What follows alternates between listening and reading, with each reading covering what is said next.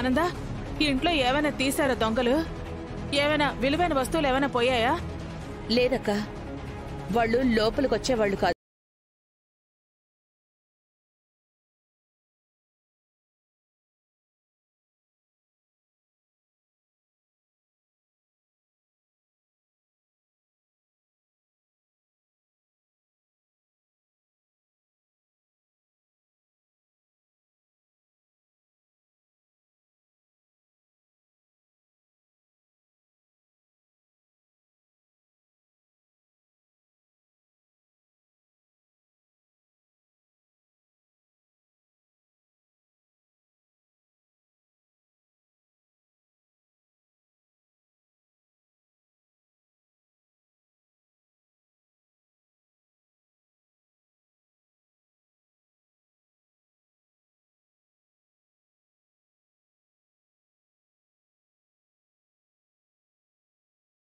అబ్బా అబ్బా అమ్మా.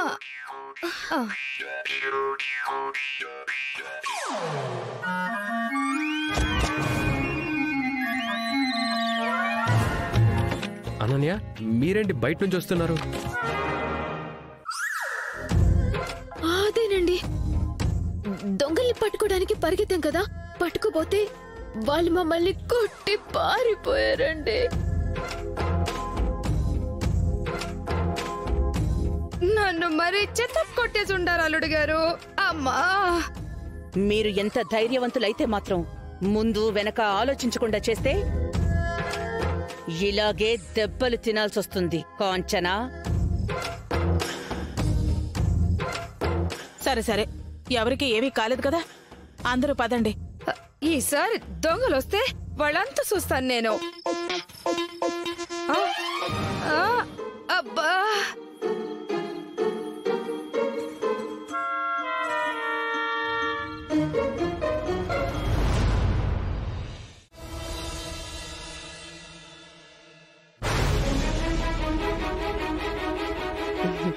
ఎవ్వరూ చూడకుండా టిఫిన్ తీసుకొచ్చాను, తిను.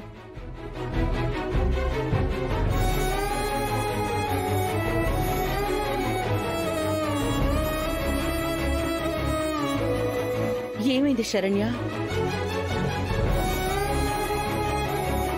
ఏం లేదత్తయ్య, ఏ ఆడపిల్లకైనా వెట్టనింట్లో అత్త దొరుకుతుంది, కానీ నాకు అమ్మ దొరికింది, అందుకే ఈ కన్నీళ్ళు. నువ్వు నా కడుపున పుట్టకపోతే ఏంటమ్మా, అందరి దృష్టిలో నువ్వు నా కోడలివి కావచ్చు, కాని నా దృష్టిలో నువ్వు నా కూతురివే.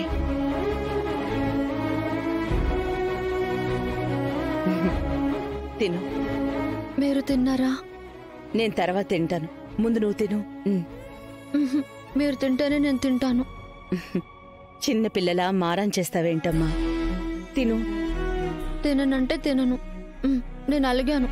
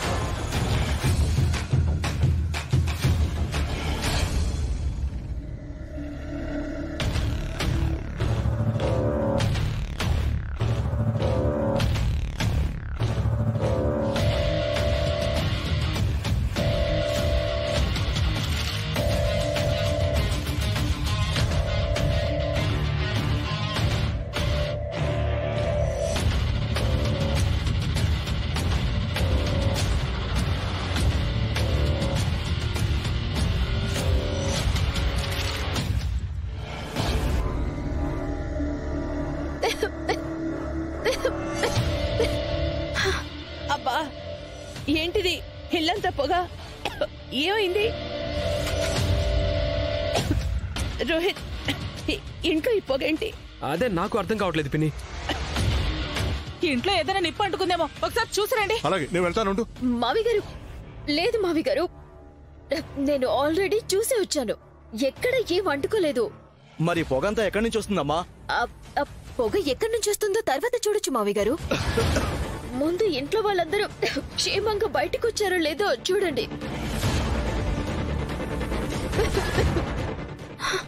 మొన్న ఇలాగే ఒక చోట ఇల్లంతా పొగ పెట్టేసి ఊపిరాడక 8 మంది చనిపోయారంట.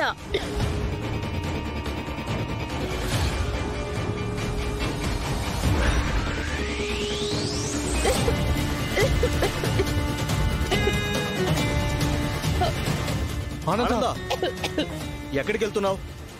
లేదండి, లోపల. ఏంటి లోపల? ఆ పొగ చూసావు ఎలా ఉందో? లోపల ఏదైనా ఫైర్ యాక్సిడెంట్ అయితే? జరిగితే జరగనివ్వండి, కానీ నేను మాత్రం లోపలికెళ్ళి తీరాలి. నా కోడల్ని నేను కాపాడుకోవాలి. కోడలేంటి?